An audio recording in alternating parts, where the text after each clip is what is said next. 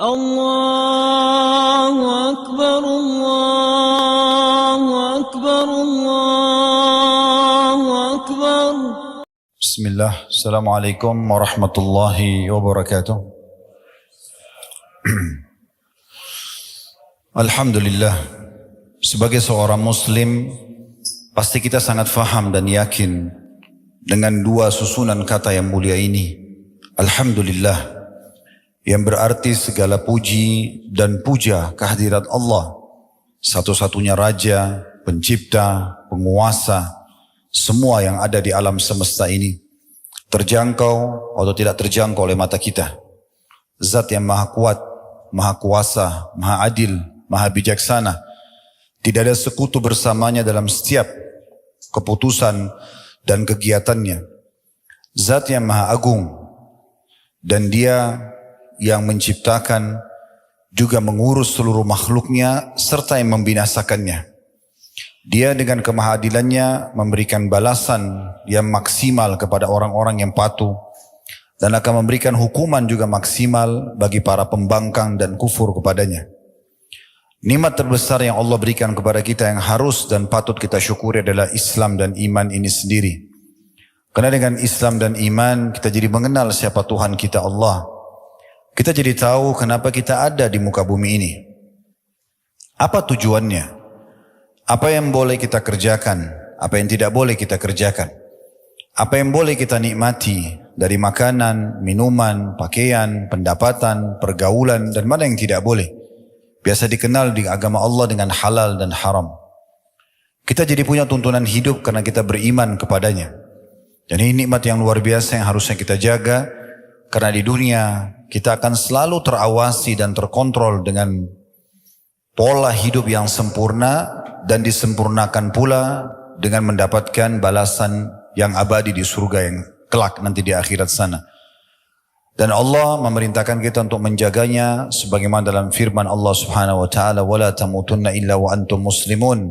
Dan jangan kalian meninggal dunia kecuali dalam keadaan Islam. Maka alhamdulillah atas nikmat Islam dan iman ini.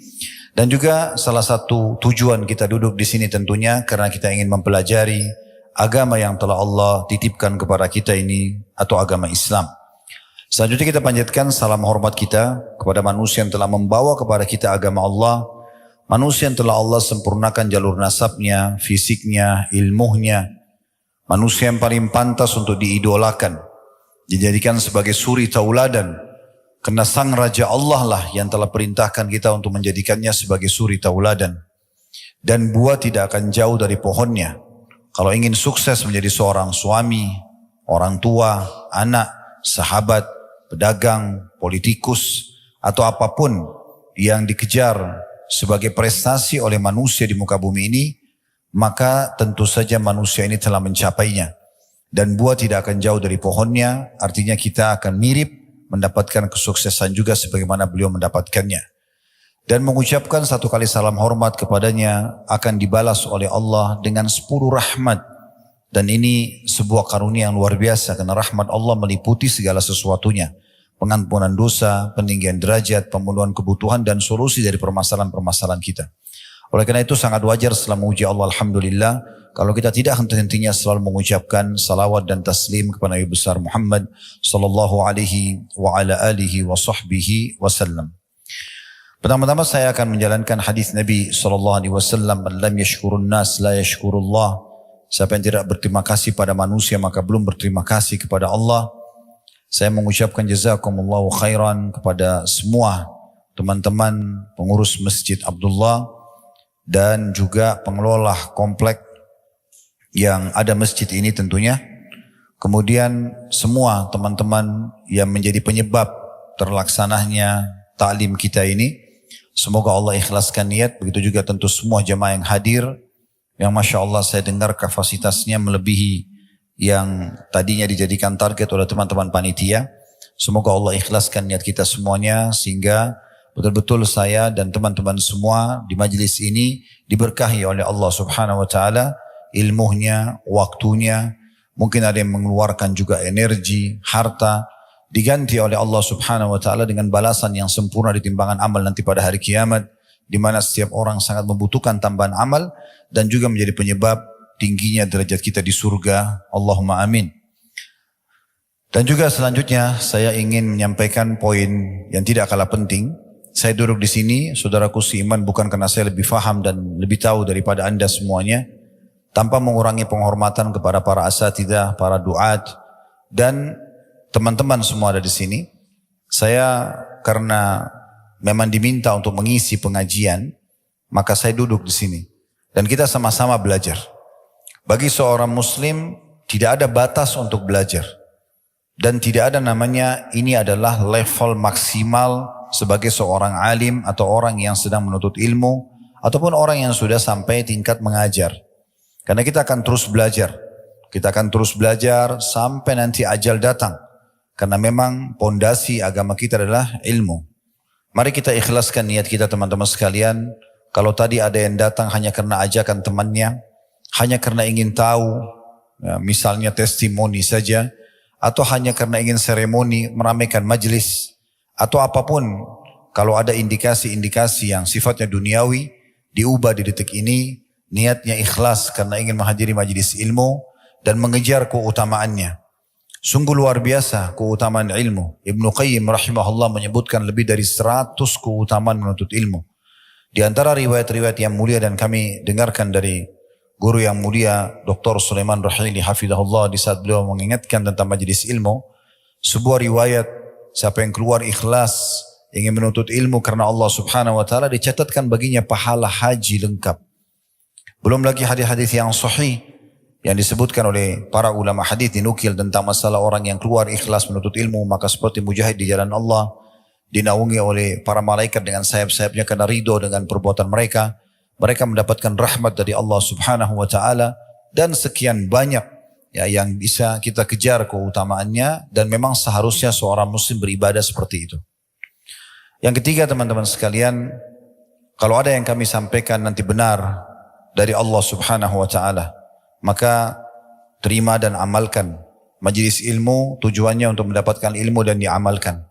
Kita tidak perlu dengar dan tahu dari siapa, tapi apa yang disampaikan. Kalau itu benar, kalau Allah, kalau Rasul, dan juga didukung dengan perkataan dan perbuatan para kaum salafus salih, dimulai dari para sahabat, turun-temurun kepada tabi'in, tabi'in dan seterusnya, maka kita terima. Dan kalau ada yang keliru dari penyampaian saya, mungkin karena saya manusia biasa, tolong dimaafkan, tapi semoga tidak terjadi tentunya. Ini mungkin yang ingin saya sampaikan di pembukaan kita. Dan insya Allah pada kesempatan ini kita akan membahas tafsir surah Al-A'raf, surah nomor 7 di ayat 96. Dimulai dari ayat 96. Karena kita akan membahas tentang masalah kunci keberkahan dari langit. Bisa juga seperti yang saya lihat sudah ada di spanduk judulnya keberkahan ya, yang bisa didapatkan atau keberkahan hidup. Saya akan bacakan dulu firman Allah Subhanahu wa taala yang menjadi landasan bahasan kita, Al-A'raf surah nomor 7 ayat 96. Bermulai dari situ. Kita akan baca nanti mungkin sampai ayat 100-nya insyaallah.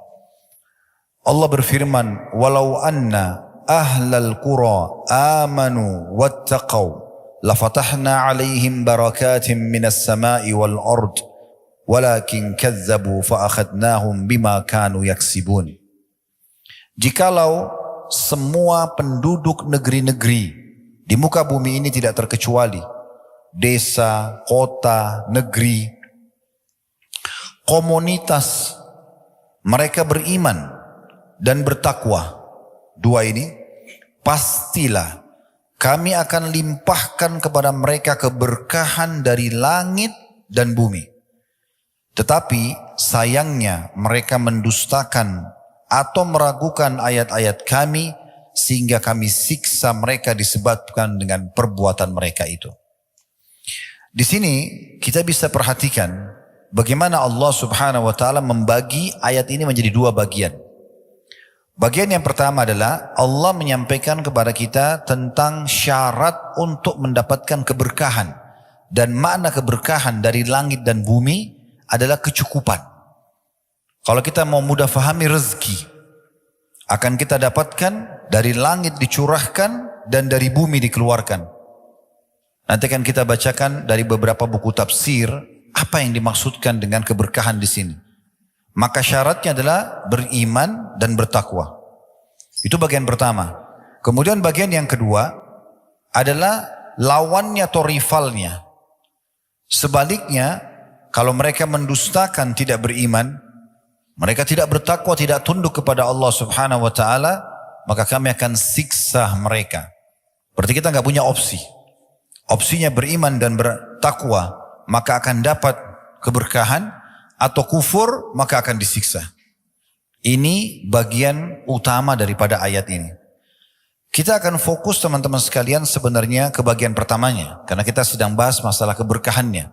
Apa yang kita dapatkan kalau kita memenuhi dua syarat tadi, kita beriman dan bertakwa kepada Allah Subhanahu wa taala. Walaupun kita tetap akan singgung potongan keduanya, yaitu tentang masalah bagaimana kalau orang kufur dan akhir daripada akibat kehidupan atau kekufuran mereka. Saya akan coba bacakan dulu beberapa tafsir yang dinukil dari buku-buku tafsir berhubungan dengan masalah Al-A'raf ayat 96. Misal, dinukil, kita ambil sebagian karena buku tafsir ada puluhan bahkan ratusan buku tafsir. Ada tafsir Al-Mukhtasar, diterbitkan oleh Markas Tafsir di kota Riyadh, di bawah pengasuhan atau pengawasan Syekh Dr. Saleh bin Abdullah bin Humaid, Imam Masjidil Haram, Mekah. Di tafsir ayat 96 Al-A'raf ini kurang lebih terjemahannya, sekiranya penduduk negeri-negeri itu yang kami mengutus pada mereka rasul-rasul kami, kepada mereka percaya pada ajaran yang dibawa oleh para rasul dan takut kepada Rabb mereka, dengan meninggalkan kekufuran dan kemaksiatan serta menjalankan perintah-perintah Allah, niscaya kami akan membukakan untuk mereka pintu-pintu semua kebaikan. Pintu-pintu semua kebutuhan akan dipenuhi dari segala penjuru. Tetapi mereka tidak percaya atau mereka masih ragu. Dan mereka tidak takut tentang siksa Allah kalau mereka berbuat maksiat. Bahkan mereka ada yang mendustakan ajaran yang dibawa oleh para rasul-rasul kepada mereka, maka kami hukum mereka dengan azab yang datang secara tiba-tiba akibat dosa-dosa yang telah mereka perbuat. Dalam tafsir yang lain, Zubdatut Tafsir min Fathil Qadir, ditulis oleh Dr. Muhammad Sulaiman Al-Ashkar, ya, beliau pengajar tafsir di Universitas Islam Madinah.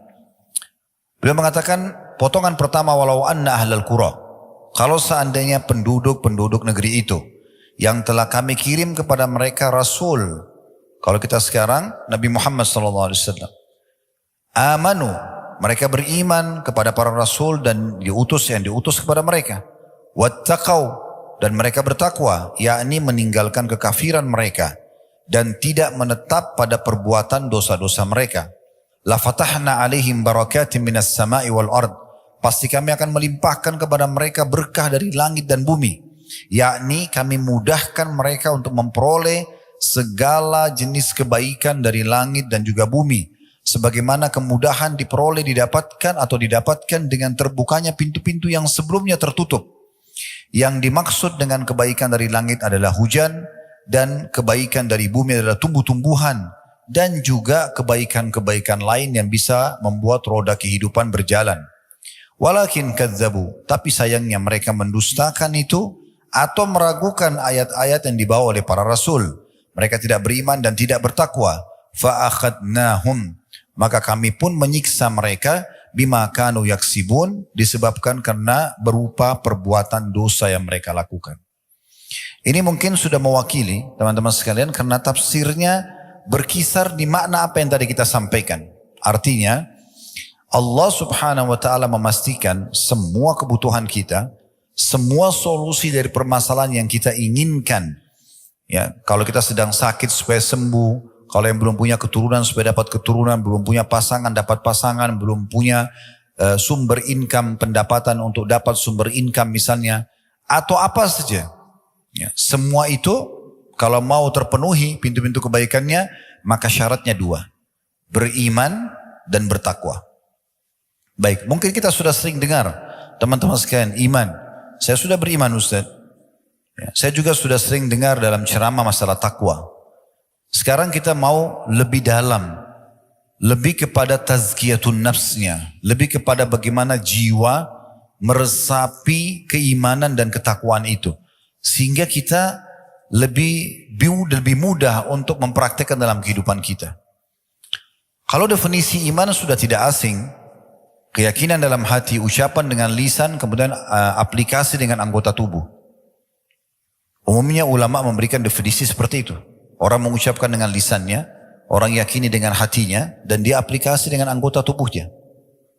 Yang kita ini titik beratkan adalah lebih kepada tazkiyatun nafsnya. Bagaimana pensucian jiwa dengan keimanan. Iman ini teman-teman tidak bisa kalau dia berdiri sendiri. Hanya ucapan lisan, ya saya sudah beriman.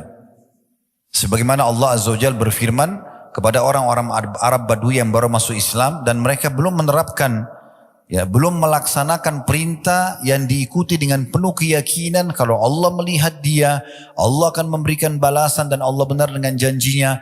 Kalau dia berbuat dosa, dia takut dengan hukuman, maka itu masih dikatakan Muslim.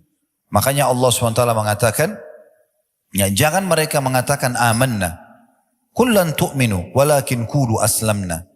Kalian belum dikatakan beriman, tapi katakan kami sudah masuk Islam. Kalau hanya sekedar ucapan lisan.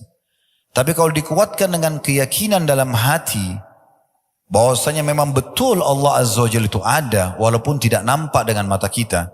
Karena fakta-fakta di sekitar kita semua menunjukkan adanya pencipta. Masjid ini, komplek ini, tidak akan pernah bisa berdiri tanpa ada yang menggambarnya.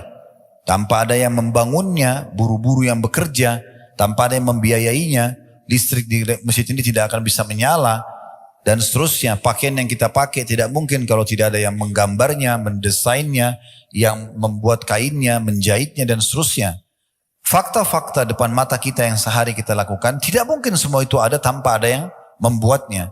Maka bagaimana dengan alam semesta yang luar biasa, begitu rapinya, pergantian siang malam, ya kemudian rutinitas yang ada, semuanya dengan begitu rapi, waktunya, ya, musimnya, dan semua tertata dengan rapi, buah-buahannya, hewan-hewannya, manusianya, dengan berbagai macam karakter, sistem pencernaannya, kemudian pertahanannya, dan segala macam hal.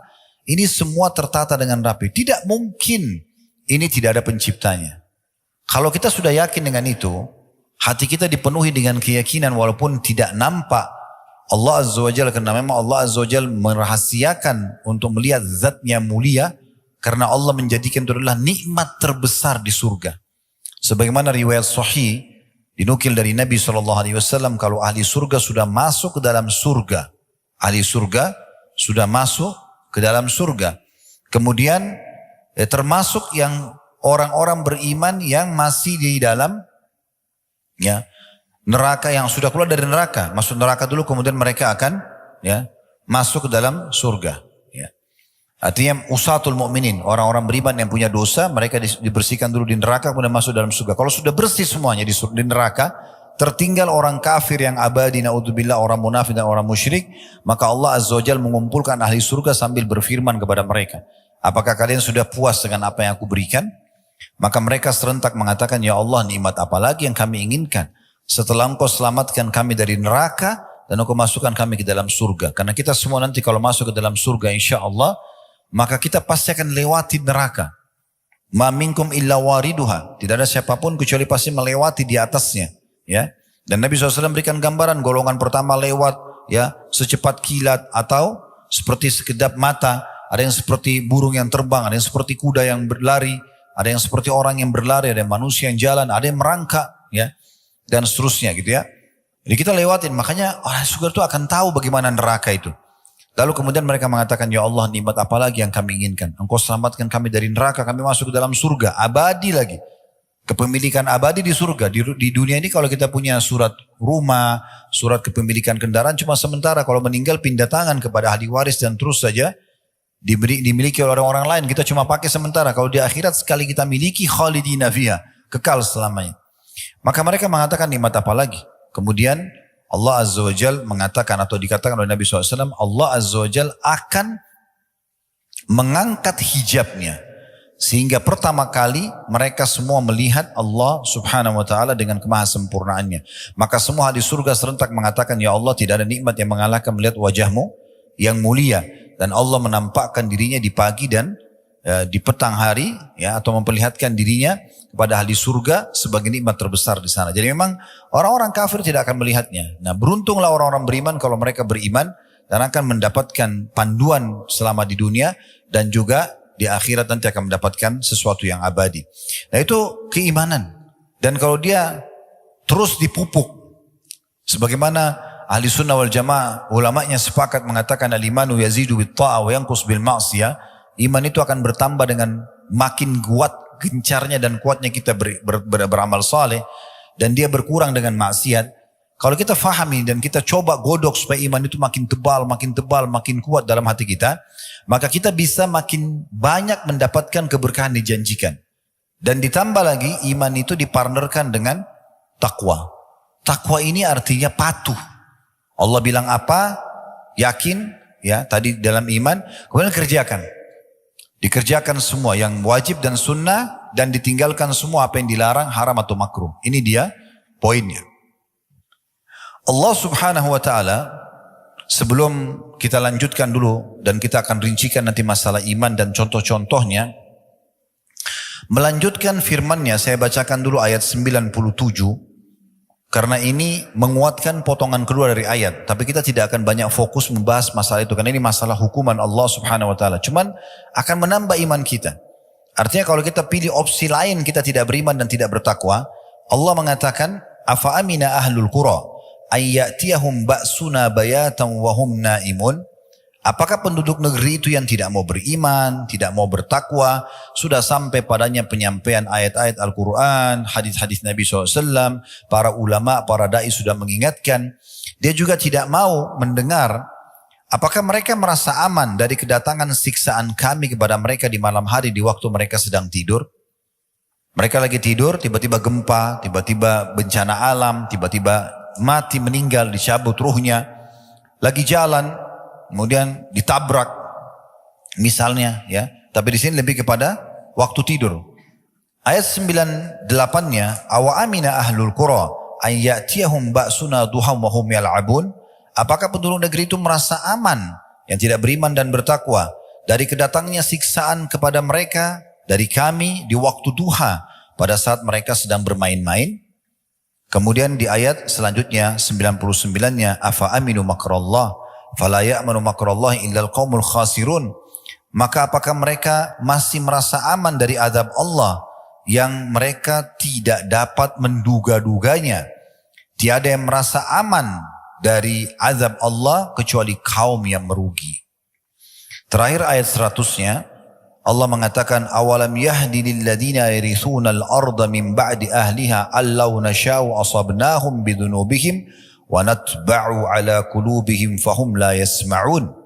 Dan apakah belum jelas bagi orang-orang yang mempusakai suatu negeri sesudah lenyapnya penduduk yang pernah menghuni negeri itu, bahwa kalau kami menghendaki kami azab mereka karena dosa-dosa mereka, dan kami kunci mata hati mereka sehingga mereka tidak dapat mendengar dan mengambil pelajaran. Berapa banyak peringatan-peringatan Allah SWT dari fenomena alam. Di negara kita pernah terjadi longsor, banjir, gempa. Dan sehebat apapun orang itu, dia sulit sekali untuk menyelamatkan diri. Allah subhanahu wa ta'ala mendatangkan semua itu sebagai peringatan. Agar mereka kembali kepada potongan awal ayat. Yaitu beriman dan bertakwa. Tapi selama mereka tidak beriman, maka takwa tidak akan bermanfaat. Tapi kalau mereka beriman dan takwa mereka masih lakukan, mereka tidak lakukan, misalnya mereka beriman tapi mereka masih dosa dan amal soleh masih dicampur baurkan. Ini masih sering datang peringatan-peringatan, gangguan-gangguan, ribut rumah tangganya dan segala macam supaya dia kembali juga. Supaya mereka tadarru'un, mereka kembali kepada Allah subhanahu wa ta'ala. Keberkahan semaksimal akan didapatkan kalau betul-betul dia menyerahkan semuanya kepada Allah subhanahu wa ta'ala sepenuhnya, beriman kepada Allah subhanahu wa ta'ala. Allah menjanjikan dari sisi lain teman-teman sekalian, kalau kita beriman, kita beramal saleh, tidak mungkin Allah datangkan hukuman, tidak mungkin. Dijamin di dalam Al-Quran surah Hud, surah nomor 11 ayat 117. Wa ma kana rabbuka liyuhlikal qura bidzulmin wa ahluha muslihun. Kalau teman-teman lewat ayat ini jangan lewatkan begitu. Kalau baca jangan lewatkan begitu saja. Pegangi sebagai prinsip dan janji benar dari Allah. Surah Hud surah nomor 11 ayat 117. Wa ma kana rabbuka liyuhlikal qura bidzulmin wa ahluha muslihun. Tidak akan pernah hai Muhammad, Tuhanmu atau Tuhanmu sekali-kali tidak akan pernah membinasakan negeri-negeri secara zalim. Gak mungkin gempa, longsor, bencana alam datang. Tidak mungkin tiba-tiba rumah tangga itu rusak, kacau, anak tiba-tiba durhaka, tiba-tiba dapat PHK kerja. Gak mungkin. Penyakit gak sembuh, itu gak mungkin secara zalim. Sedangkan penduduknya berbuat kebaikan. Ini janji dari Allah SWT. Artinya kalau betul-betul maksimal bertakwa, ya, beriman dan bertakwa, janji Allah benar tadi di ayat 96. Pasti kami bukakan semua pintu keberkahan. Cuma bukan dari langit saja, dari bumi pun. Apapun akan dia dapatkan solusi dan jalan keluarnya.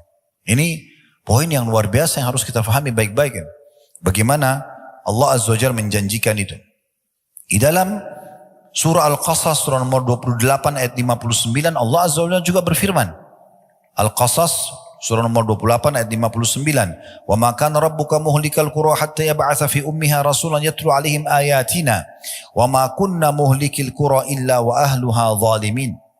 Dan tidaklah Tuhanmu hai Muhammad membinasakan kota-kota sebelum dia mengutus di kota itu seorang rasul yang membacakan ayat-ayat kami pada mereka. Dan tidak pernah pula kami membinasakan kota kecuali penduduknya dalam keadaan melakukan kezaliman. Ada permasalahan tidak pecah, tidak selesai-selesai, permasalahannya ada di sini. Permasalahannya ada di pelanggaran kita. Ikhwan dan akhwat sekalian, coba fahami baik-baik secara tazkiyatun nafs, pensucian jiwa. Kalau ada sesuatu yang terjadi pada hidup kita, tidak usah langsung nyalahkan siapapun di sekitar kita.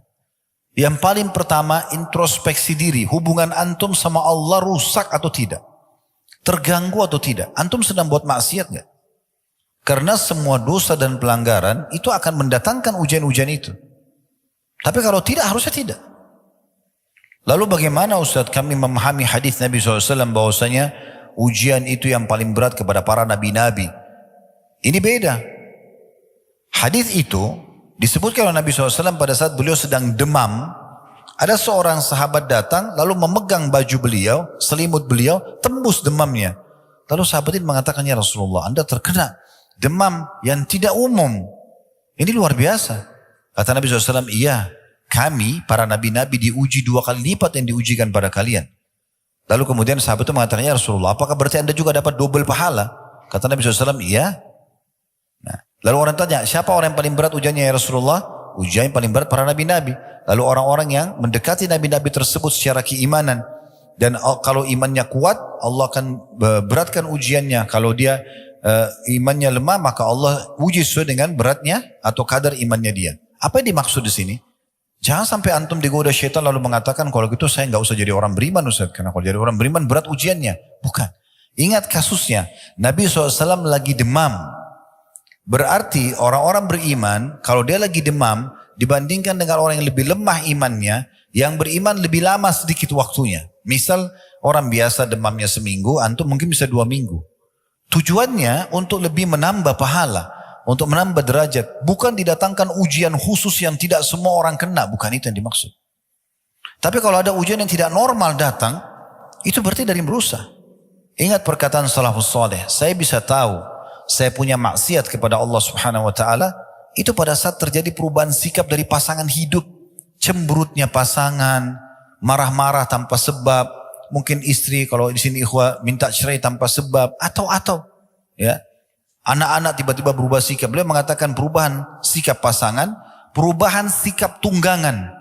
Masa dulu orang kalau mau naik kuda, naik unta, tiba-tiba ada masalah. Mungkin sekarang mau naik motor, mau naik mobil, atau sampai pada tikus yang masuk ke dalam rumah. Dirikan sebagai bahan introspeksi diri. Harusnya tikus gak masuk ke dalam rumah. Seperti itu bahasa. Orang beriman bertakwa akan dijaga oleh Allah Subhanahu wa taala sampai kepada hal-hal yang kecil. Jadi saking mereka fahamnya ayat ini sampai mereka menganggap apapun yang mengganggu berarti sebabnya dosa. Harusnya tidak masuk tikus itu. Harusnya tidak gini dan gitu. Seperti itulah gambarannya.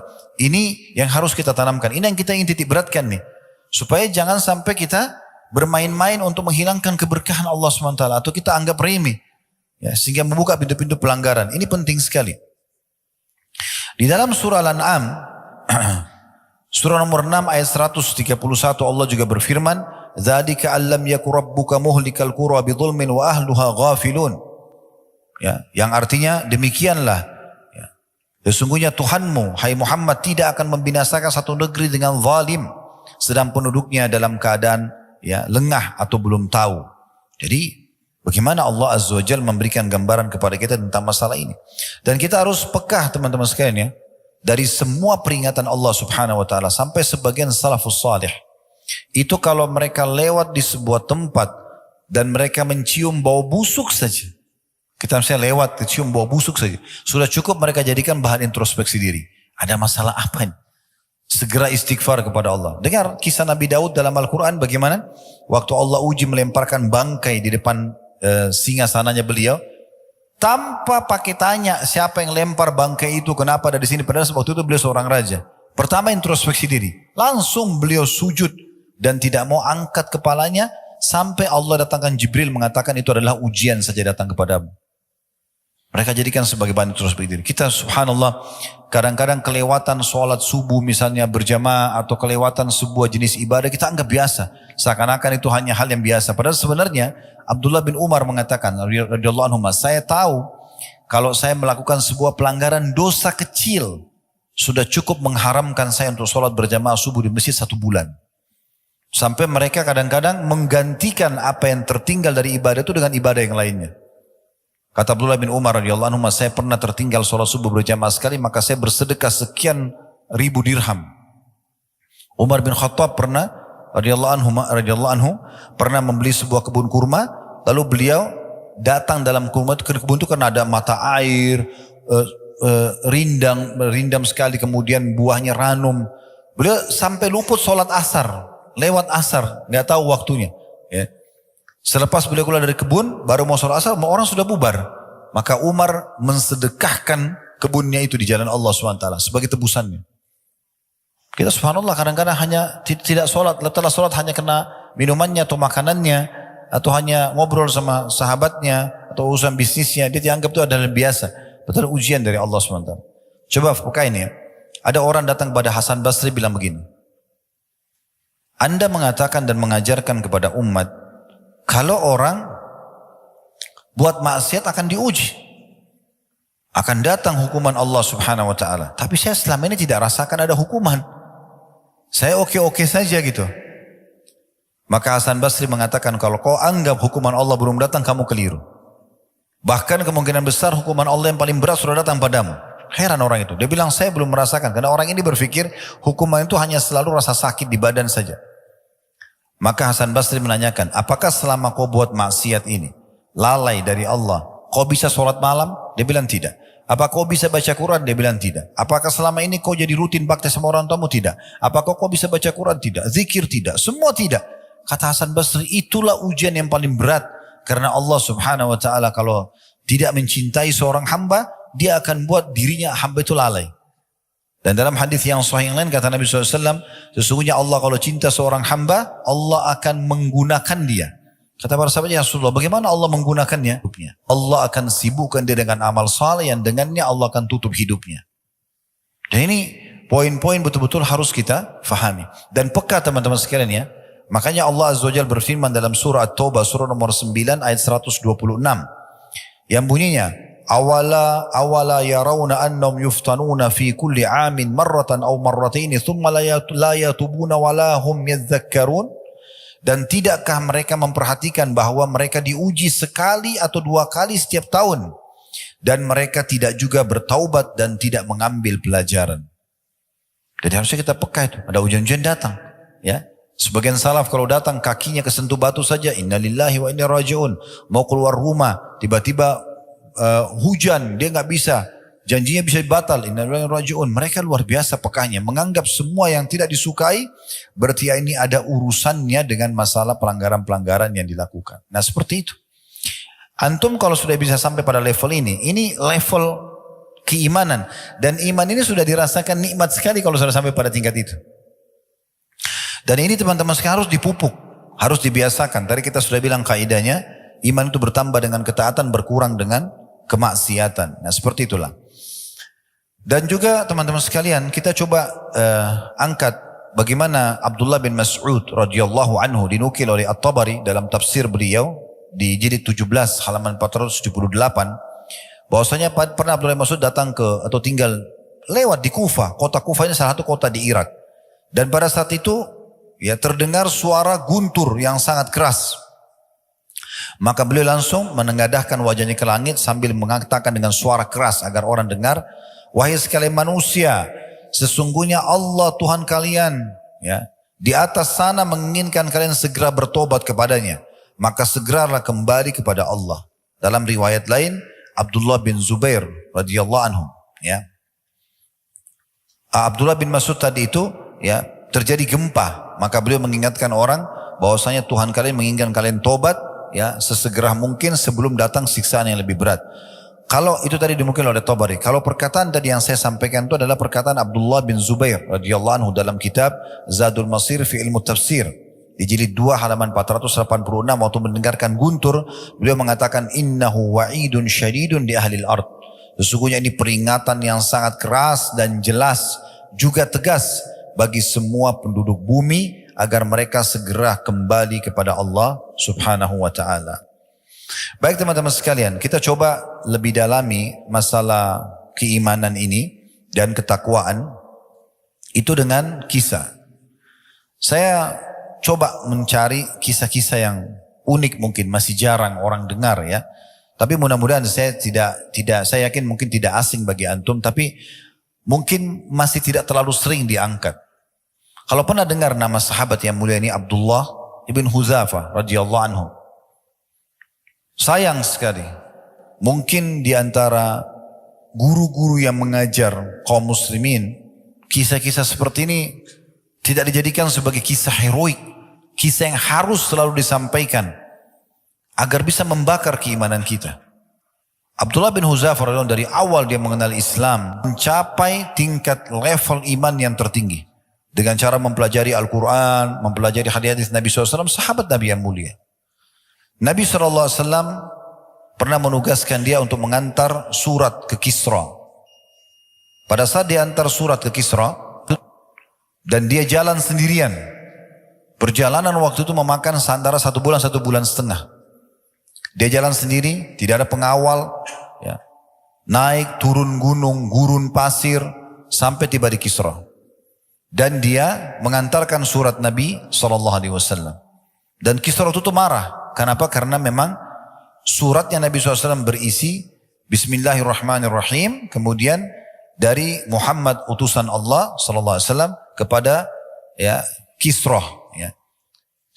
Semoga keselamatan tercurahkan bagi orang-orang yang mengikuti petunjuk. Tapi rupanya pada saat itu Kisra marah karena dia anggap Nabi Muhammad SAW berada di bawah kekuasaannya. Dia anggap Jazirah Arab itu wilayah jajahannya dia. Dan dia tidak terima itu, maka dia langsung sobek surat itu. Tapi Abdullah bin Hudzafah tetap aja tegar. Dia tidak takut. Dan dia sudah tahu, dia bilang, akhir saya cuma bisa saya diusir atau saya akan dipenggal leher saya. Tapi yang penting saya sudah menyampaikan risalah Nabi Muhammad SAW, maka tidak ada masalah. Baik, itu satu kejadian. Tapi ini bukan yang saya ingin titip beratkan. Saya ingin titip beratkan kisah yang kedua. Ini di tahun 19 Hijriah. Kita tutup dengan ini, mungkin teman-teman yang dari Malang bisa sholat Isya dulu habis ini. Kami sudah jamak tadi. Abdullah bin Hudzafah radhiyallahu anhu ini, teman-teman sekalian, di tahun 19 Hijriah, beliau pernah diutus oleh Umar bin Khattab radhiyallahu anhu dalam salah satu peperangan, memimpin pasukan, dan dia sama teman-temannya semuanya ditawan oleh Raja Romawi, pasukan Romawi. Dan mereka mencari tahu ya, siapa saja yang ada dalam pasukan muslimin itu, dan mereka menemukan ternyata yang masih ada hubungannya dengan Nabi Muhammad SAW. Sahabat langsungnya adalah Abdullah radhiyallahu anhu. Maka mereka mengikatnya dan membawanya kepada Heraklius ya, atau pada saat itu istilah bagi Kaisar Romawi. Dibawalah ke sana. Kemudian Abdullah pada saat didatangkan diikat, diperhatikan mukanya oleh Kisra atau Kaisar pada saat itu, bajunya yang usang, wajahnya yang pucat karena ditawan penuh debu, tawanan, tidak dikasih makan, memang ditahan beberapa hari, ya. Tapi dia lihat orang ini seperti santai saja. Maka Kaisar tidak ingin membunuhnya seperti umumnya tawanan-tawanan. Maka ditawarkan, dia mengatakan, siapa namamu? Abdullah. Baik, saya ingin menawarkan kepadamu, bagaimana kalau kau pindah ke Nasrani, masuk ke agamaku, kata Kaisar ini, dan saya akan berikan kau kedudukan di sini. Kasih jabatan di kerajaan, punya kedudukan, punya pendapatan, apa saja yang kau mau saya kasih. Maka kata Abdullah, waktu itu karena si Kaisar tidak bisa bahasa Arab, dia ada penterjemah. Maka kata Abdullah, sungguh ya, aku dalam beberapa asar tentang beliau ya, sungguh aku ya terbunuh berulang kali, lebih aku sukai daripada penawaranmu itu. Bagaimana kalau kerajaanku ini, kerajaan Romawi saya bagi dua.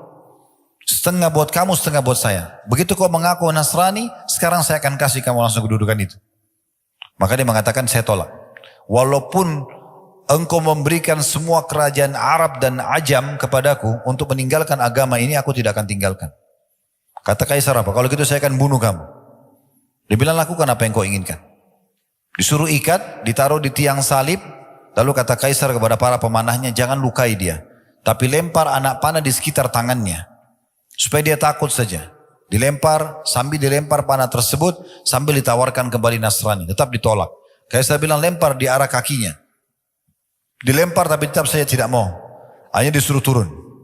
Kemudian Kaisar menyuruh mendatangkan satu kuali besar, isinya minyak yang sengaja dipanasi dengan api, dipikul oleh banyak orang, ditaruh di atas api lalu mendidih.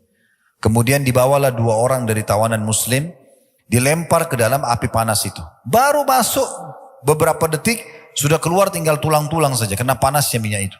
Di depan mata dia, kita bayangkan satu bejana besar, dipanasin dengan api, bejananya panas, minyaknya panas mendidih, lalu dilempar dari kita ke situ. Ini ujian yang luar biasa. Maka diperlihatkan 2 orang itu. Lalu Kaisar bilang, kalau kau tidak mau pindah Nasrani, saya akan bunuh kau seperti 2 temanmu itu. Kata Abdullah, silahkan lakukan. Digiringlah Abdullah menuju ke minyak itu. Pas dekat api, Abdullah nangis. Kata prajuritnya, dia nangis. Kita lapor dulu kepada Kaisar. Dilapor, wahai Kaisar, dia sudah nangis. Kata Kaisar, kembalikan ke saya, mungkin sudah lunak hatinya. Begitu didatangkan, kata Kaisar, kenapa kau menangis? Dia bilang, saya menyesal karena saya cuma punya 1 nyawa. Saya berharap punya nyawa, sejumlah helai rambut saya, semuanya dilempar ke minyak itu supaya semuanya mati di jalan Allah. Kaisar jadi putus asa, nggak tahu dia harus buat apa dengan orang ini. Mau dibunuh pun tidak ada masalah. Nangisnya hanya karena punya 1 nyawa. Gitu kan? Itu luar biasa. Maka akhirnya Kaisar bingung, bagaimana caranya? Dia sudah malu dengan semua orang yang ada di sekitarnya. Karena dia sudah coba bunuh, nggak berhasil. Dia coba takut-takuti, nggak berhasil. Maka akhirnya Kaisar mengatakan apa? Begini saja. Apa kau mau untuk mencium kepalaku? Mencium kepala ini penghormatan gitu. Cium kepala saya akan bebaskan kamu. Abdullah sempat berpikir dalam beberapa asar, dia katakan, saya mencium kepala musuh Allah ini, tapi kalau untuk saya bebas, dan dia mau menerima syarat saya untuk bebaskan tawanan muslimin, saya akan terima. Lalu Abdullah mengatakan, bagaimana dengan tawanan muslimin, apakah kau akan bebaskan juga? Kata Kaisar, iya, kalau kau cium kepala saya, kamu dan semua saya akan kasih. Maka akhirnya dia cium kepalanya Kaisar, lalu dibebaskan dia dengan tawanan muslimin, bahkan dikasih banyak sekali.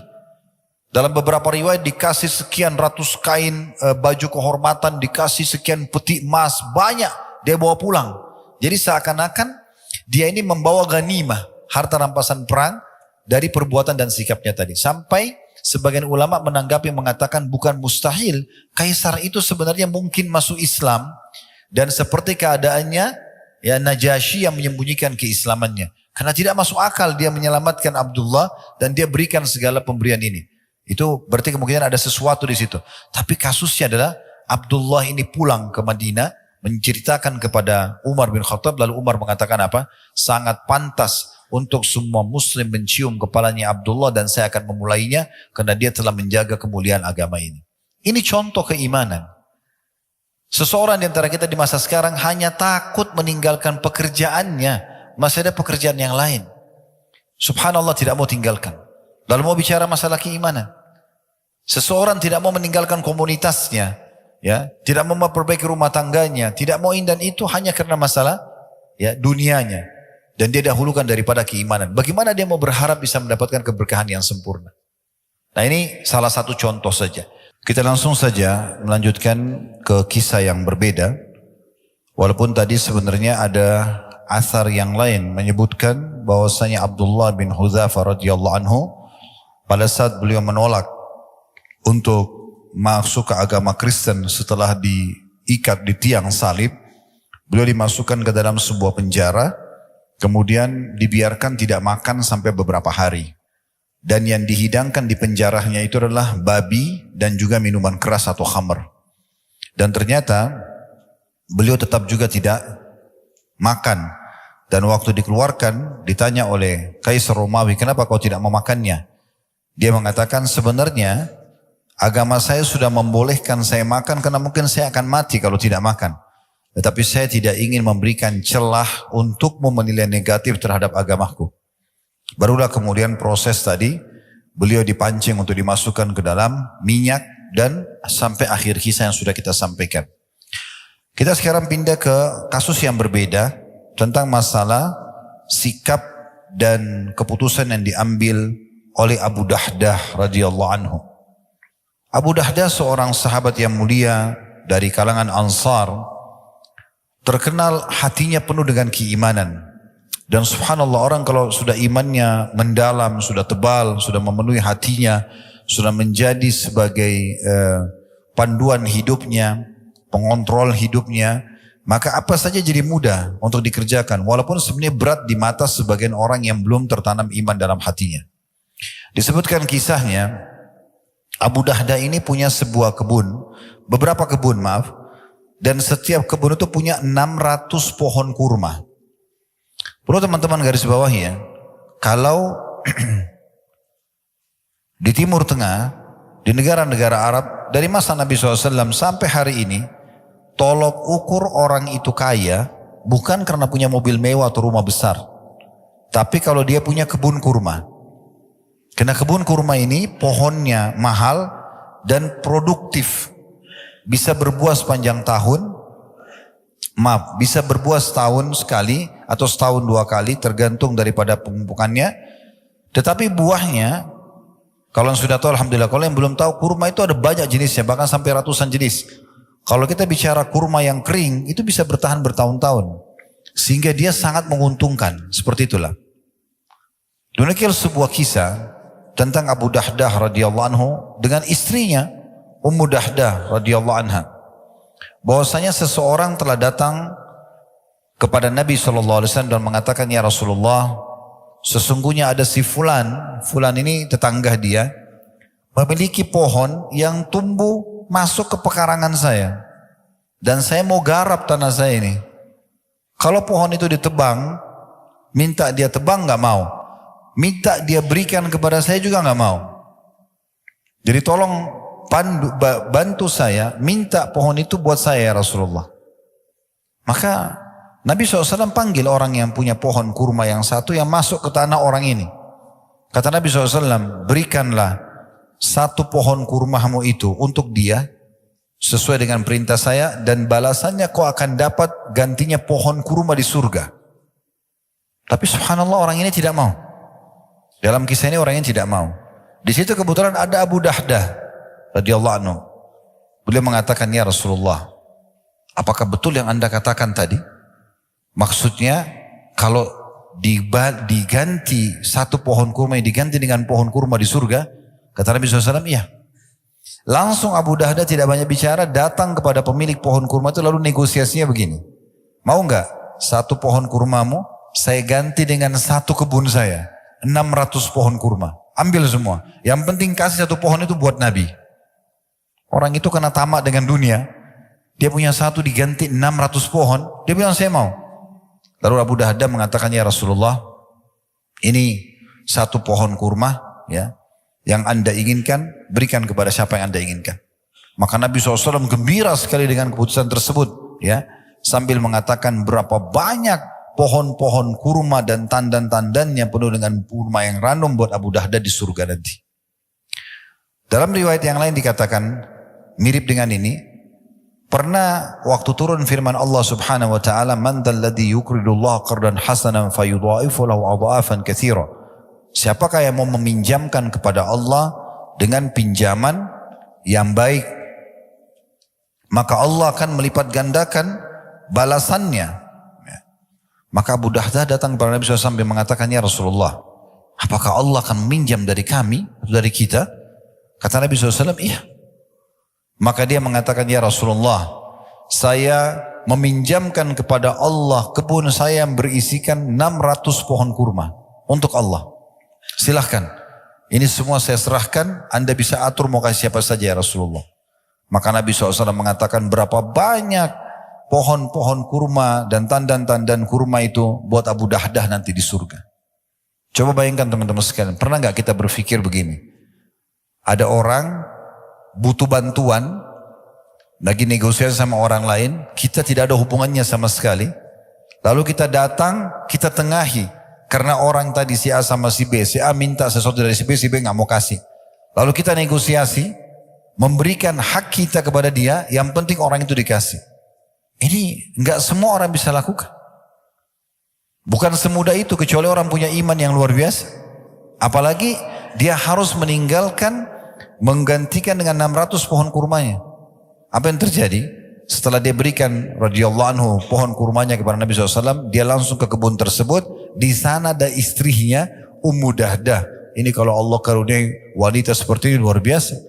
Makanya Nabi SAW mengatakan, "Ad-dunya mata' wa khair mata' mar'atus salihah wa khairu mata'uha mar'atus salihah." Dunia ini semua perhiasan dan sebaik-baik persen adalah wanita yang salihah. Maka Abu Dahdah begitu masuk pintu kebun kurma langsung mengatakan, "Wahai Ummu Dahdah, keluarlah dari kebun ini. Karena aku telah menyerahkan kebun ini, meminjamkannya kepada Allah, Tuhan alam semesta." Maka Ummu Dahdah dengan senyum menyambut suaminya sambil mengatakan, "Sungguh perniagaan yang menguntungkan."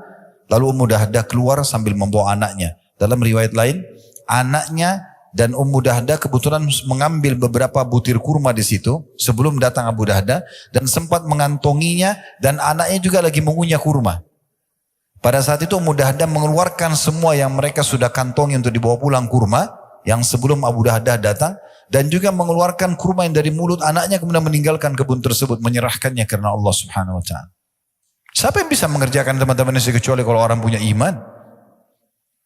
Seorang sahabat yang lain, jarang orang kenang namanya, Zaid bin Sahal radhiyallahu anhu, julukannya Abu Talha, juga sama, orang kaya sahabat, memiliki sebuah kebun pas berada di depannya Masjid Nabawi di masa itu.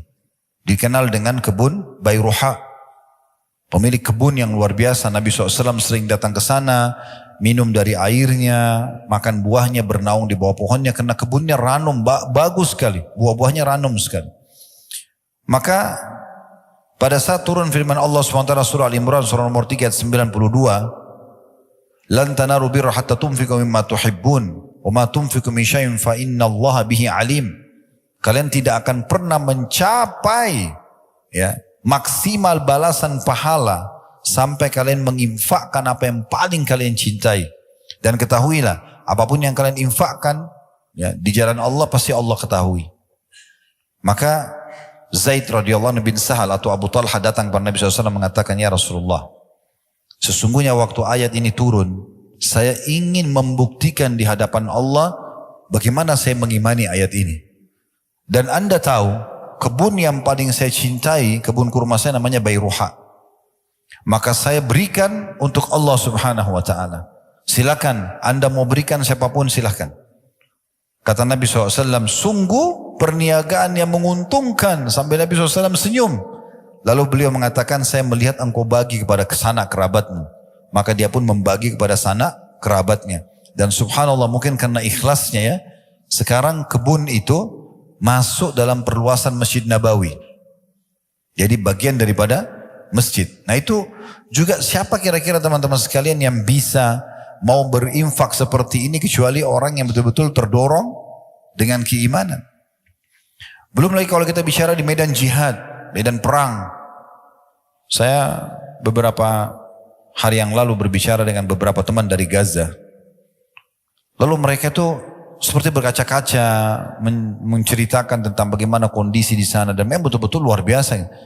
Dibom, terbakar badannya, meledak kepalanya di depan keluarganya, rumahnya hancur.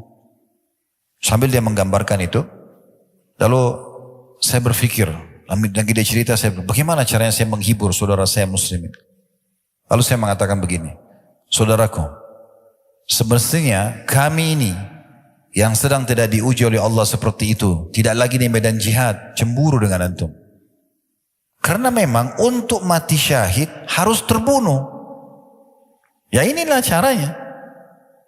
Hamzah radhiyallahu anhu pada saat ditemukan jenazahnya, Umar bin Khattab mengatakan, saya belum pernah melihat Nabi SAW menangis seperti pada saat beliau menangis melihat jenazahnya Hamzah. Hidungnya terpotong, mukanya tercabit-cabit, dadanya terbelah.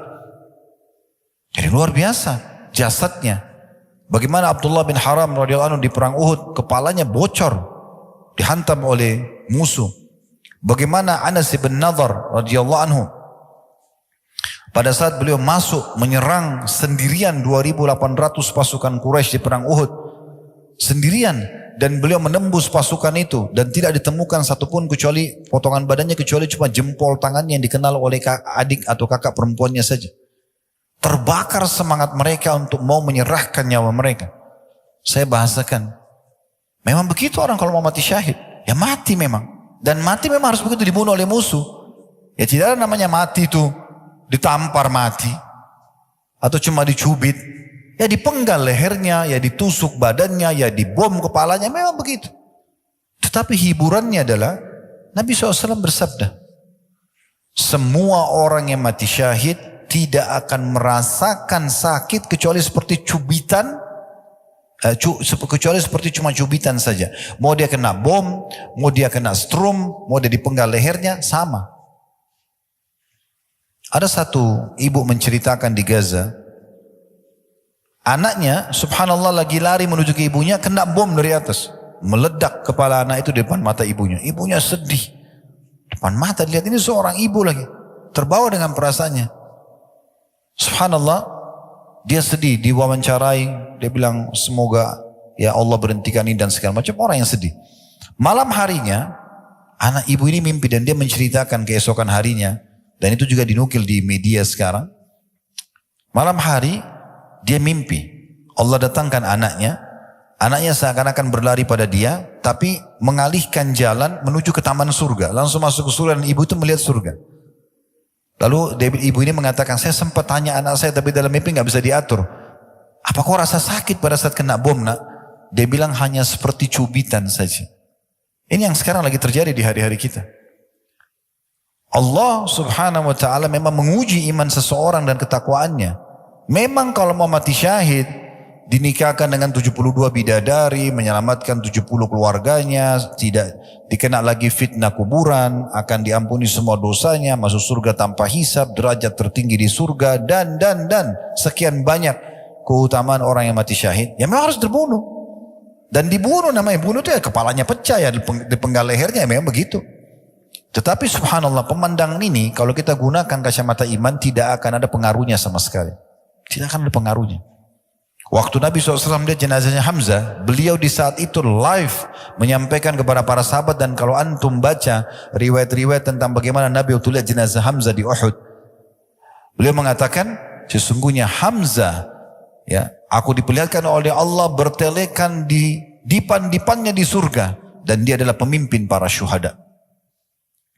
Ja'far bin Abi Thalib pada saat terputus tangannya di perang Mu'tah, kemudian Nabi SAW waktu itu menceritakan live di masjid, Zaid bin Harithah masuk menyerang musuh, dan kemudian dia membunuh sekian banyak musuh sampai akhirnya dia dibunuh oleh musuh.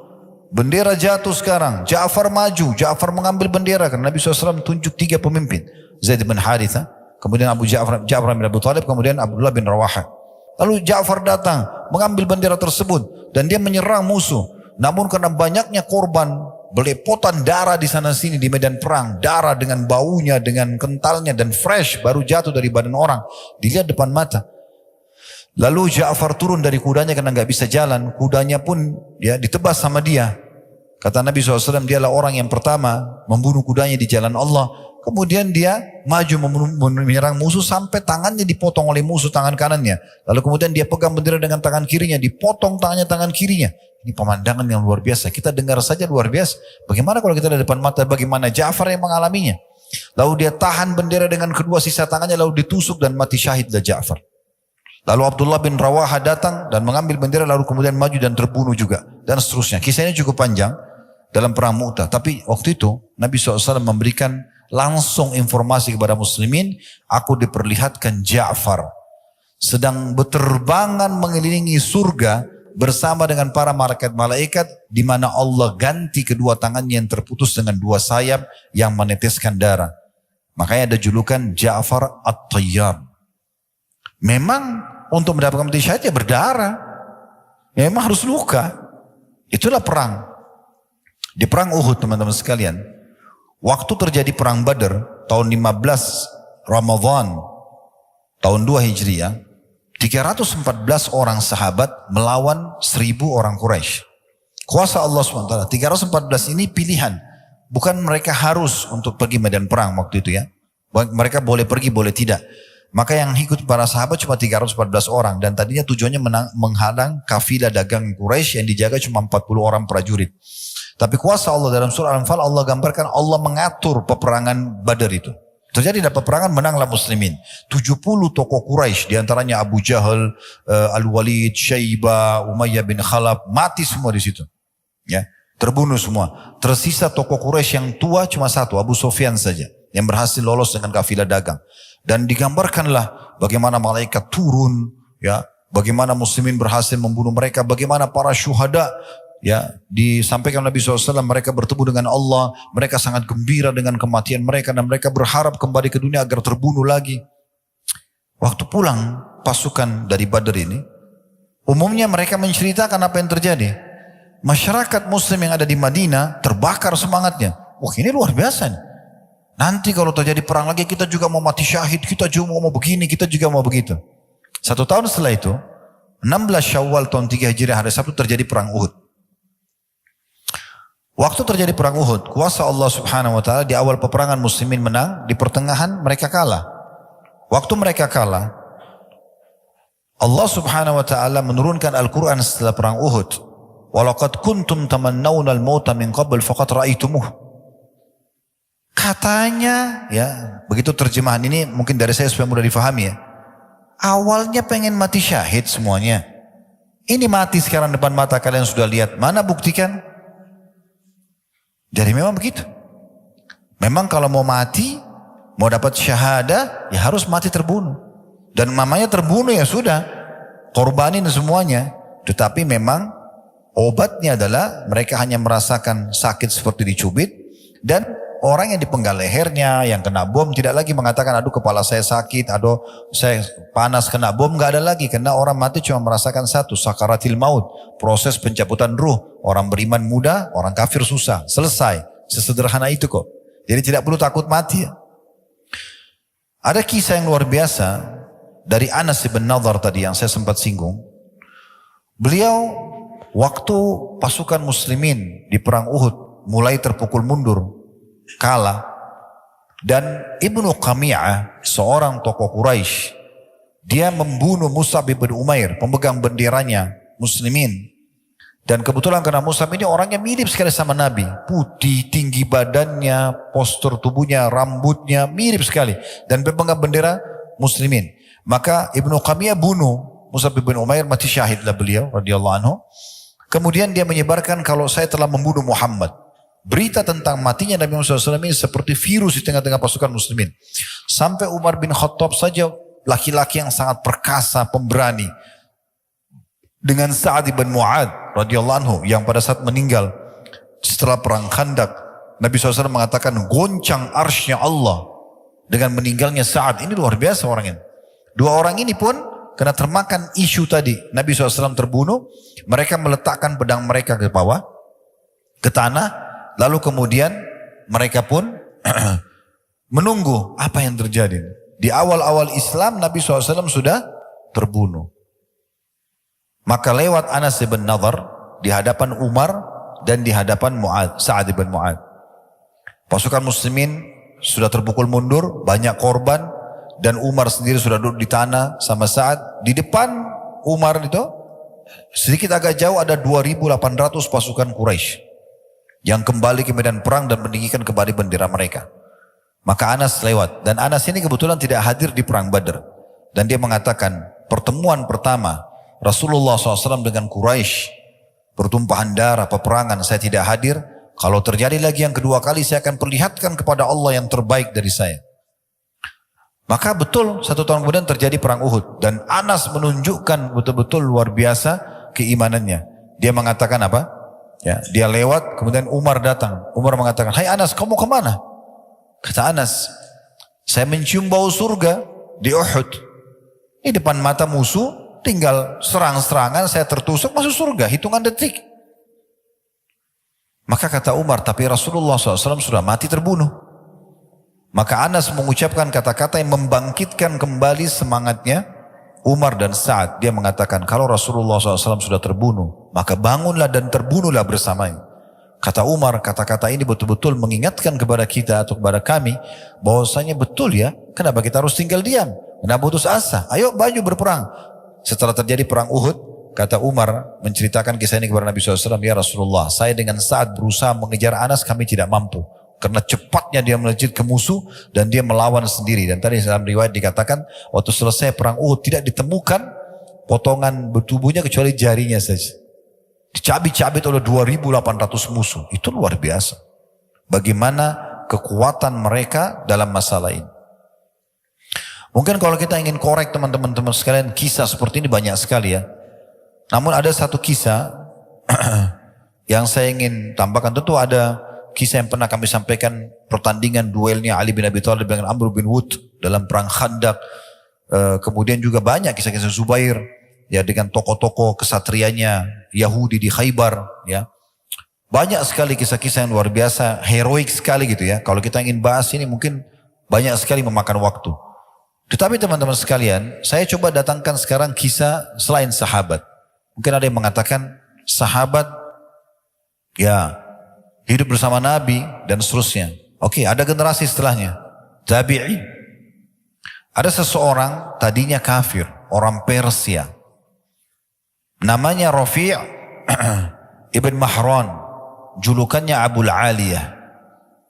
Orang ini teman-teman sekalian tumbuh dalam keadaan penyembah api di Persia. Waktu umat Islam berhasil menembus ya Persia di tangan Sa'ad bin Abi Waqqas radhiyallahu anhu, berhasil menembusnya. Maka mulailah banyak orang-orang Persia menjadi tawanan perang. Di antaranya Rafi'. Lalu kemudian dia lihat muamalahnya kaum muslimin. Bagaimana umat Islam sangat santun, sangat baik. Di medan perang mereka seperti singa memang. Tapi kalau orang sudah tertawan, mereka menjalankan sabda Nabi SAW. Berbuat baiklah kepada termasuk tawanan-tawanan. Sampai sebagian tawanan kaum muslimin mengatakan, kami menyaksikan sendiri bagaimana mulut-mulut kami dimasukkan roti-roti yang manis dan kaum muslimin memasukkan ke mulut mereka kurma-kurma yang sudah kering. Saking kita disuruh buat baik pada tawanan. Akhirnya dia masuk Islam. Tapi waktu dia masuk Islam, dia bukan main-main. Dia tahu pondasi dasar Islam ini adalah keimanan. Maka dia mulai menghafal Al-Quran, dia mulai menghafal hadis-hadis Nabi SAW dari orang kafir, ya, masuk iman dalam hatinya sampai menjadi ulamanya tabi'in. Abul Aliyah sampai dalam ilmu hadis dikenal dengan sanad emas. Abul Aliyah kemudian sahabat Nabi lalu Rasulullah SAW. Tadinya orang ini mengambil ilmu dari para tabi'in. Dan beliau tabi'in sendiri. Lalu beliau berkata pada dirinya sendiri, saya kenapa harus belajar dari tabi'in? Kenapa saya tidak belajar dari sahabat langsung? Mulailah dia nukil, belajar dari, dan dia sempat mendapati Abu Bakar di akhir hidupnya. Kemudian juga datang di masa Umar dan mulai belajar dari Abdullah bin Abbas, Abdullah bin Umar, Anas bin Malik, ya, Samurah bin Jundub dan banyak sekali sahabat-sahabat Nabi yang lain dan menjadi murid-murid utamanya. Tapi jelas teman-teman sekalian, kalau kita ingin korek kisahnya dari awal di panjang lebar, saya akan buat satu serial. Alhamdulillah kita sudah buat serial Sahabat Tabligh Akbar. Kita juga sekarang sudah mulai masuk ke serial 25 Nabi dan Rasul. Kami juga akan masuk nanti di serial para tabi'in. Dan kita akan lebih rincikan biografi dan seterusnya. Tapi saking orang ini betul-betul tulus dan dia ingin memenuhi hatinya dengan keimanan, maka yang terjadi adalah Allah murahkan dia, Allah berkahi hidupnya. Dia belajar, dia terus terapkan ilmunya sampai dia betul-betul sampai pada level memahami ilmu agama ini yang mungkin tidak umum orang fahami di masa itu saja. Di antaranya dinukil sebuah kisah, pernah ada satu orang temannya atau muridnya melihat dia selesai wudu. Berjatuhanlah air wudu itu dari wajahnya, dari tangannya, ya. Kemudian dia selepas wudu mau masuk di masjid, orang ini mengatakan pada Abu Aliyah, Inna Allah yuhibbut tawabin yuhibbul mutatahirin. Allah itu suka sekali dengan orang yang suka bertaubat dan orang yang bersuci. Yang dia fahami bersuci di sini dengan air. Maka Abu Aliyah mengatakan, wahai saudaraku, yang dimaksud dengan mutatahirin bukan bersuci dengan air, tetapi seseorang mensucikan dirinya dari dosa-dosa dengan ketakwaannya, dengan kepatuhannya kepada Allah Subhanahu wa taala. Dan dia menyebutkan banyak sekali kata-kata hikmah. Di antaranya karena dalamnya imannya dan dia bagaimana terus mendalami ilmu agama ini sampai akhirnya hikmahnya dinukil. Dia mengatakan, "May yu'min billahi hadahu." Siapa yang beriman pada Allah pasti Allah akan kasih petunjuk. Asal dia sempurnakan imannya dalam hati, apa saja yang dia butuh akan diberikan petunjuk. Ya.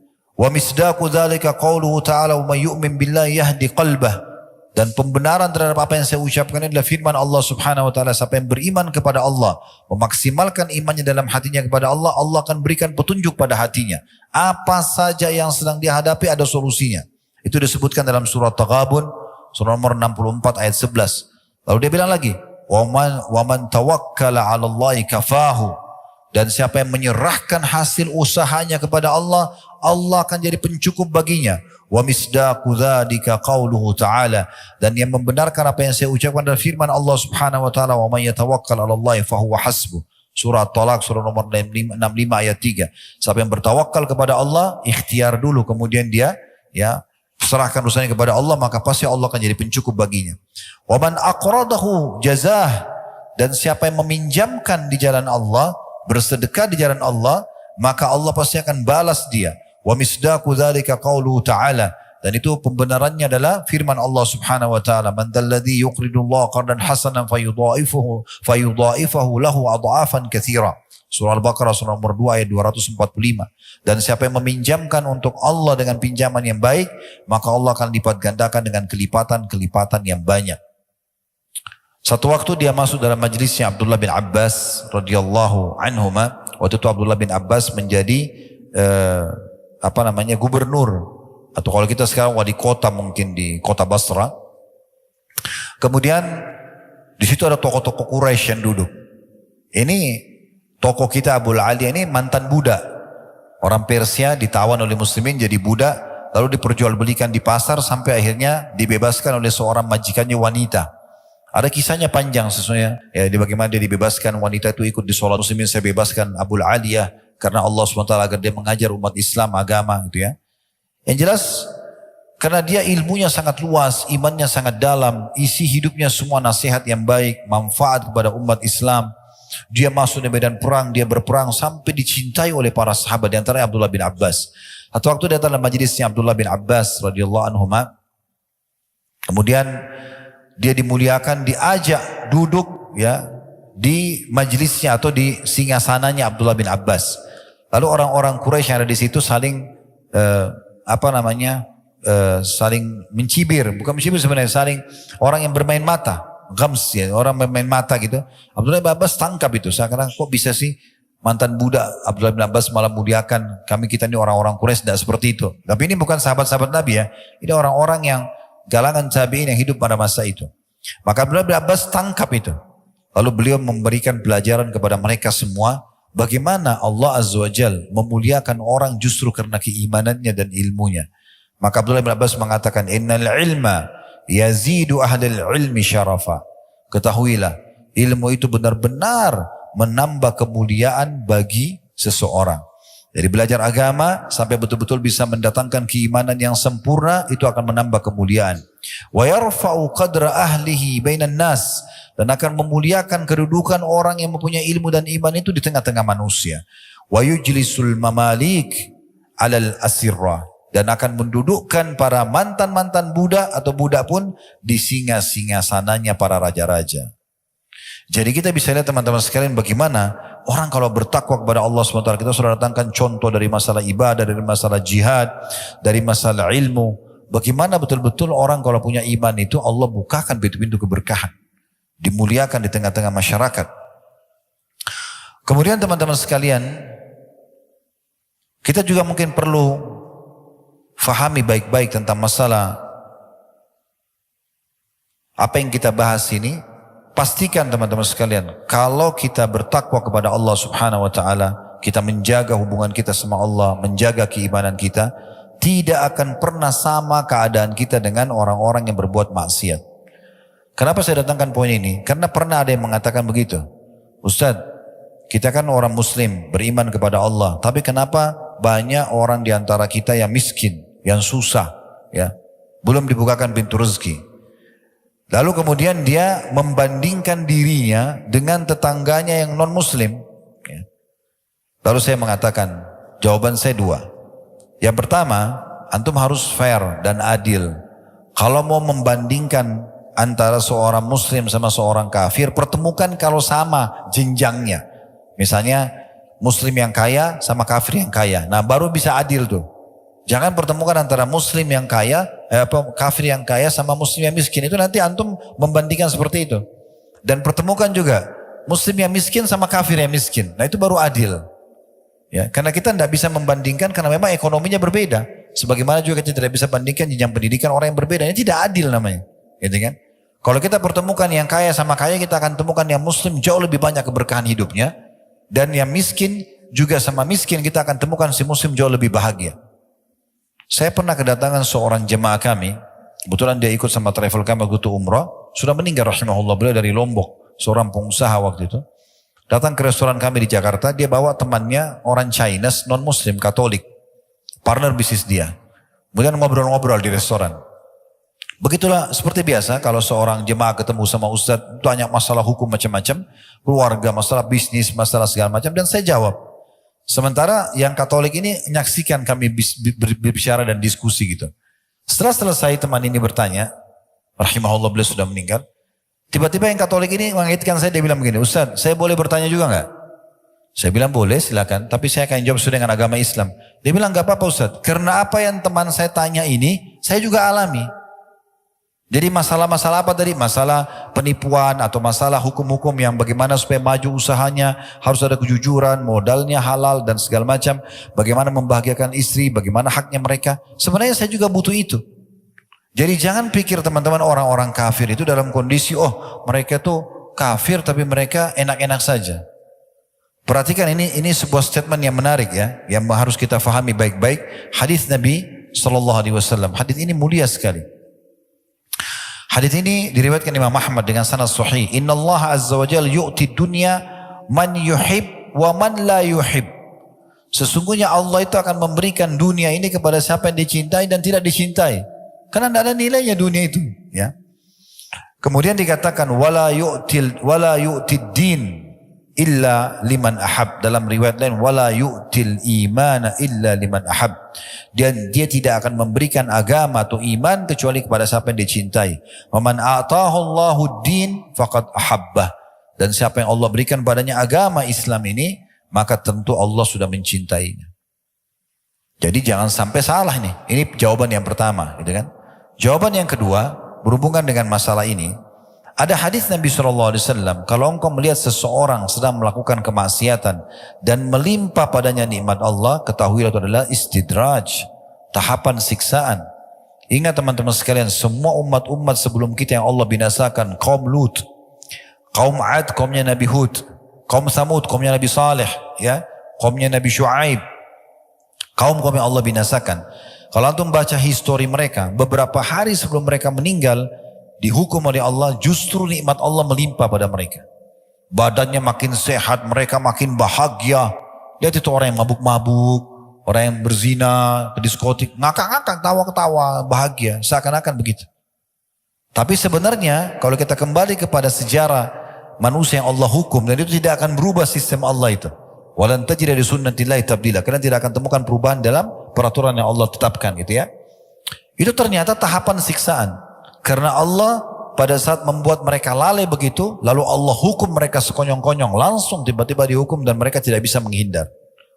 Makanya begitu datang siksaan kepada kaum Ad, kaum Samud, mereka tidak bisa melarikan diri. Karena mereka lagi dalam kondisi lalai. Di saat itulah Allah hukum mereka. Jadi jangan antum membandingkan kondisi dan menilai dengan kasat mata saja. Harus dengan ilmu yang benar supaya faham masalah ini. Ya. Dan ingat juga bagaimana kalau seseorang di antara kita tersibukkan dengan amal saleh, itu jauh lebih mahal dari semua harta dunia. Sebagaimana disebutkan dalam sebuah hadis riwayat Ahmad dan juga Al-Hakim, dan Al-Hakim mensahihkannya. Kata Nabi SAW, "Idza aradallahu bi'abdin khaira." Kalau Allah ingin kebaikan pada seorang hamba, ista'malahu qabla mauti. Allah akan menggunakan dia sebelum dia meninggal. Fasa'ala ar-rajulu minal qaum masti'malah. Lalu seorang dari kaum yang ada di situ menanyakan pada Nabi SAW, bagaimana Allah menggunakannya? Qala sallallahu alaihi wasallam, yahdihillahu tabaraka wa ta'ala ila al-'amalis salih qabla mauti thumma yakbiduhu alaih. Allah akan berikan dia petunjuk untuk mengerjakan amal saleh, kemudian Allah mewafatkan dia di atas keadaan itu. Jadi orang-orang kafir ditutup dalam kondisi lalai sehingga lebih berat hukuman bagi dia. Orang-orang beriman ditutup dengan amal-amal saleh.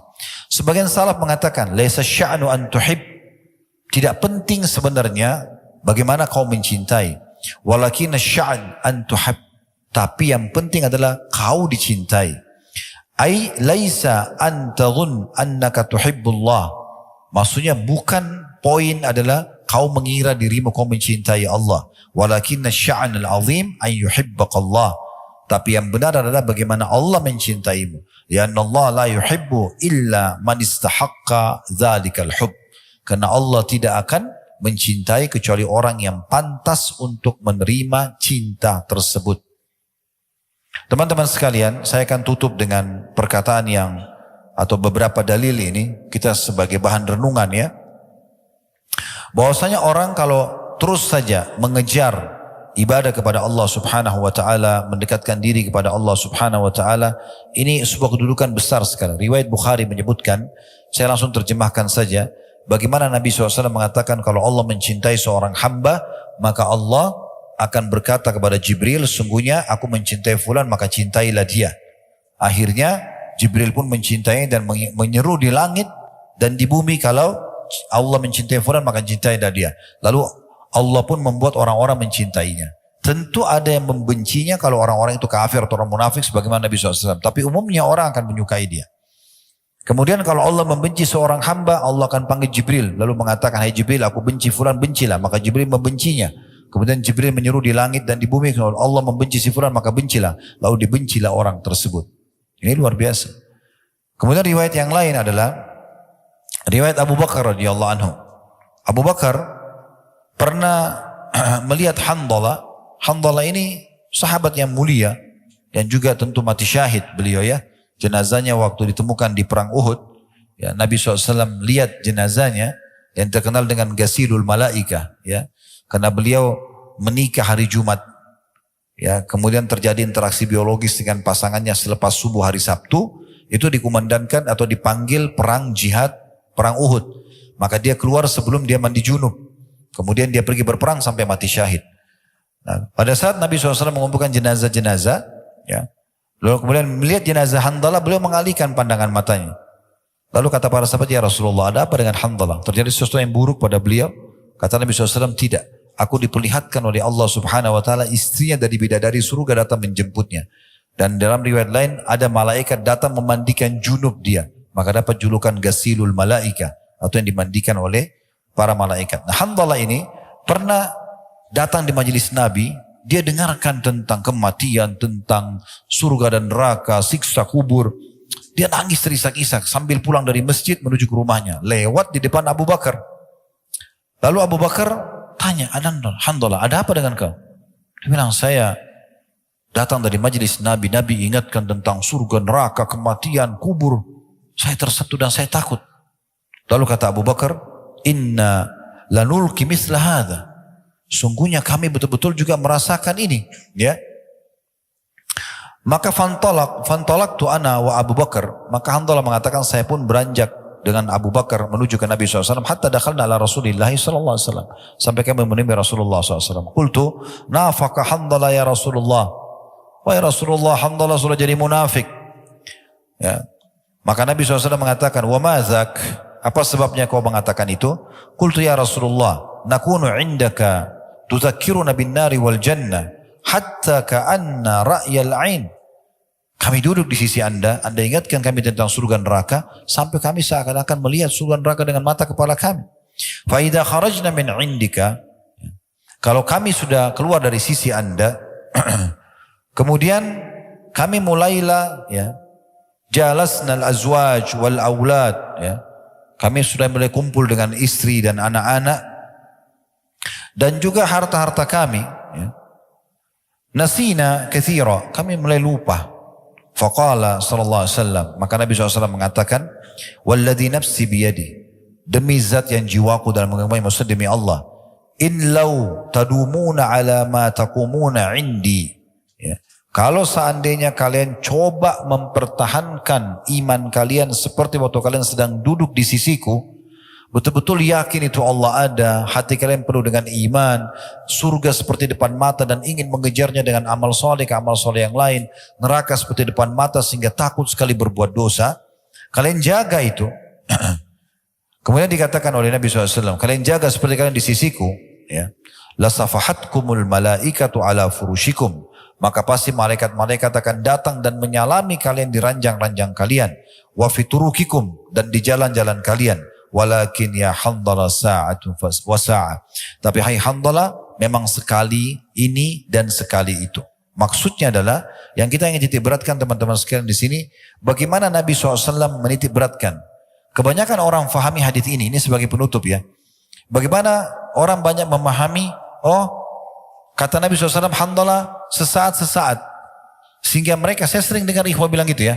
Kan ada hadis Handalah sesaat-sesaat, maksudnya ya sekali kita tambah iman kita, sekali mungkin kita juga lemah gitu ya. Mereka lupa potongan awal hadis ini. Ini yang harus digarisbawahi. Kata Nabi SAW, bersumpah atas nama Allah, andai saja kalian pertahankan itu. Semangat untuk ibadah dengan penuh keyakinan Allah sedang melihat, Allah sedang menilai, mengawasi, dan surga depan mata. Kalau saya mati nih dalam keadaan beribadah, saya akan masuk surga. Kalau saya mati dalam keadaan kafir atau berbuat dosa, akan masuk neraka. Kalau dipertahankan, malaikat akan datang menyalami kalian. Mungkin tidak masuk akal kita. Karena banyak orang tidak masuk di akalnya, dia tidak jadikannya sebagai pegangan. Padahal sebenarnya itu yang Nabi ingin titip pesankan. Kalau kau jaga Handalah, malaikat akan datang menyalami kalian. Di jalan-jalan kalian, di ranjang-ranjang kalian. Maksudnya menolong kalian dengan caranya. Salah satu maknanya di sini adalah kalau pernah dengar tentang keutamaan masjid ya. Jadi jangan teman-teman tinggalkan masjid. Bagaimanapun keadaannya kecuali darurat sekali. Sholatnya terutama ya. Karena kata Nabi SAW dalam hadis yang disesuaikan oleh Al-Mudri dalam Targhib Tarhib beliau dan disesuaikan oleh Syekh Albani, bahwasanya masjid itu memiliki pasak-pasak. Itulah para pengunjungnya ya. Kalau mereka sakit, maka malaikat menjenguk mereka. Dan kalau mereka butuh bantuan, malaikat membantunya. Memang tidak nampak depan mata kita malaikat itu. Tapi datang bantuannya. Salah satu cara mengimani keadaan malaikat seperti apa kira-kira? Perhatikan hadis Nabi SAW. Kalau seseorang terbangun tengah malam, kita semua bisa rasakan itu. Maka pendampingnya dari malaikat akan mengatakan, sholatlah. Pernah gak antum bangun tengah malam, ada perasaan bisikan dalam hati mau sholat? Itu dari malaikat. Kita imani mereka berada begitu. Ada masjid lagi dikumandangkan azan, hayya 'alas shalah, ada dalam hati mau salat. Ada orang miskin, ada hati dalam hati bisikan suruh bantu. Itu dari malaikat semua. Mereka mengingatkan kita kebaikan-kebaikan. Nanti pendampingnya, qarinnya dari syaitan akan mengatakan tidurlah malam masih panjang. Memang tidak nampak, tapi ada kenyataannya, gitu kan? Nah seperti itulah. Jadi yang kita titik beratkan sekarang secara tazkiyatun nafs, musyid jiwanya adalah bagaimana kita ambil potongan pertama hadis, yaitu mempertahankan keimanan kita. Antum harus merasa teman-teman sekalian, mempertahankan iman antum, ibadah antum pada Allah ini lebih mahal dan lebih butuh daripada makan pada saat lapar, tidur pada saat ngantuk, obat pada saat sakit, lebih penting. Sehingga jangan dijual urusan akhirat kita ini, iman kita ini dengan urusan dunia.